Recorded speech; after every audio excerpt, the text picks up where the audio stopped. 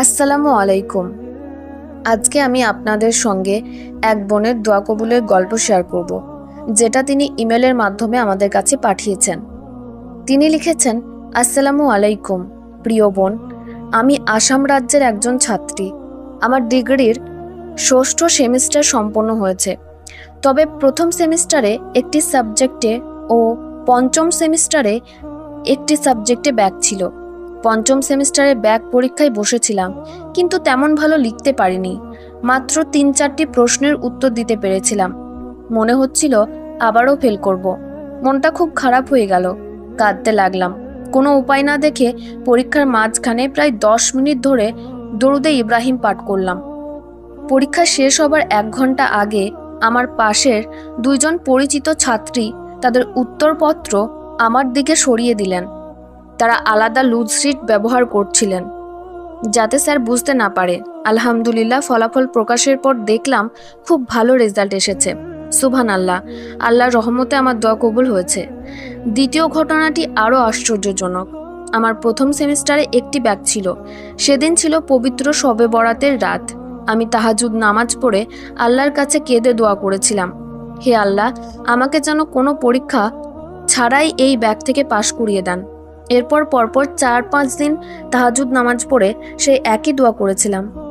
কয়েক মাস পর প্রথম সেমিস্টারে ব্যাক পরীক্ষার ফর্ম ফিল আপ করতে গিয়ে দেখি কম্পিউটারে আমার রোল নাম্বার দিলে লেখা আসছে, তোমার তো কোনো ব্যাক নেই, A+। আমি অবাক, কিভাবে সম্ভব? আমার ডিপার্টমেন্টে সবাই বললেন এটা তো অলৌকিক।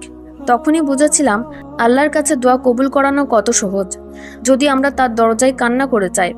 আলহামদুলিল্লাহ, শবে বরাতের রাতে তাহাজ্জুদের দোয়া কবুলের এমন নিদর্শন আমার জীবনে আজও সবচেয়ে বড় অলৌকিকতা।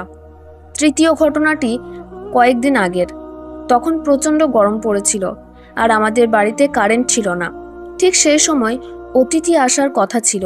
আমি চিন্তায় পড়ে গেলাম, এত গরমে তারা কিভাবে থাকবে। সকালবেলা 2 রাকাত নফল নামাজ পড়ে আল্লাহর কাছে বললাম, হে আল্লাহ, তোমার রহমতে এমন ব্যবস্থা করে দাও যেন অতিথিদের গরম না লাগে, তারা যেন এসি বা ফ্যান ছাড়াই আরামে থাকতে পারে। আমার পূর্ণ বিশ্বাস ছিল আল্লাহ নিশ্চয়ই সাহায্য করবেন। সুবহানাল্লাহ, কিছুক্ষণের মধ্যেই আকাশে মেঘ জমলো, বাতাস উঠলো, তারপর বিকেলে একটু বৃষ্টি নামলো। বিকেল 4টার দিকে অতিথিরা এলেন। তখনও গরম ছিল, কিন্তু সহনীয়। রাতে আবারও বৃষ্টি হলো, ঠান্ডা বাতাস বইতে লাগলো। অতিথিরা খুব আরামে ঘুমালেন, এসি বা ফ্যান ছাড়াই। আর আশ্চর্যের বিষয়, তারা চলে যাওয়ার পরদিন থেকেই আবার প্রচণ্ড রোদ পড়তে শুরু করলো। আলহামদুলিল্লাহ, আল্লাহর দয়া দেখে আমার চোখে পানি চলে এলো। প্রিয় বোন, আমি অনেক দিন ধরে বিবাহের জন্য চেষ্টা করছি। আপনি দয়া করে আমার জন্য দোয়া করবেন। আল্লাহ যেন কল্যাণকরভাবে দ্রুত আমার বিয়ের ব্যবস্থা করে দেন। আপনার চ্যানেলের ভাই বোনদের কাছেও অনুরোধ করবেন যেন তারাও আমার জন্য দোয়া করেন। আল্লাহ তাআলা যেন আমার দোয়া কবুল করেন, আমিন। এটাই ছিল সেই বোনের দোয়া কবুলের গল্প।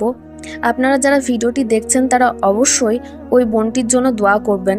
জানেন তো, অন্যের জন্য দোয়া করলে ফেরেশতারা আপনার জন্য দোয়া করে। আজকের ভিডিওটি এই পর্যন্তই। আপনি যদি চান আপনার দোয়া কবুলের গল্পও আমাদেরকে ইমেলের মাধ্যমে পাঠাতে পারেন।